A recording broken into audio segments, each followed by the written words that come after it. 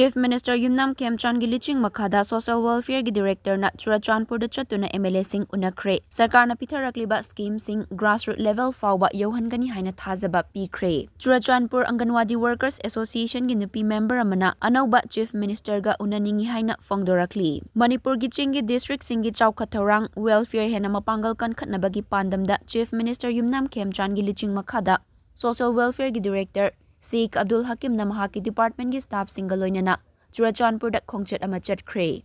Churachandpur khongchat aduda Director Abdul Hakim na sarkar na kaitharakliba welfare scheme sing amadi government ki project sing asi grassroots level fawba yohannabagi MLA singa unaduna cooperation amasung coordination pibinaba wari shanakhi.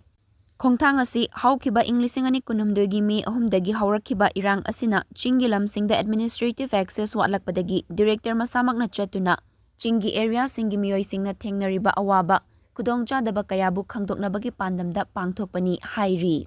Sheikh Abdul Hakim na Henglep AC gi MLA Lejamang Haukip, Singhat AC gi MLA Chinlunthang Manlun, Churachandpur AC gi MLA LM Khaute masung Saikot AC gi MLA Paulenal Haukip loinana Laikhidraba MLA Vunjagin Valti gi imung manunga unakhi. Loinana Director Abdul Hakim na Laikhidraba Vunjagin Valti gi imung manungi awabadasu sarukyari haina fongdokhi.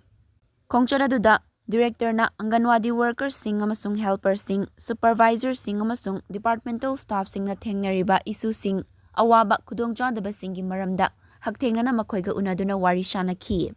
Loinana makoina thengnariba isu sing amadi kudongchadaba awaba khudingmak athubada mityeng changsilagani hainasu fongdokhi. The Churachandpur Anganwadi Workers Association gi member amana Director Abdul Hakim gi khongchat pu thagatpa fongdokladuna Social Welfare gi Director masamak na lakpiduna miyamna thengnariba khudingmak asibu yengsinbiba amadi tabibagi damak harauba fongdorakhi. Loinana state asigi anauba Chief Minister busu unaningi haibagi wafamsu fongdorakhi. Paumi singda Director Abdul Hakim na fongdorakpada Anauba Sarkar Sigi Chief Minister Yumnam Khemchand Singh Makhada Social Welfare Department na MLA singa khutsam naduna yamna active oina state asigi miyam gi welfare gi damak thabak kaya paikhatli. Praja miyam na thengnariba khudongchadaba khudingmak department asina angamba thakta thengnanaba hotnari hainasu fongdokhi.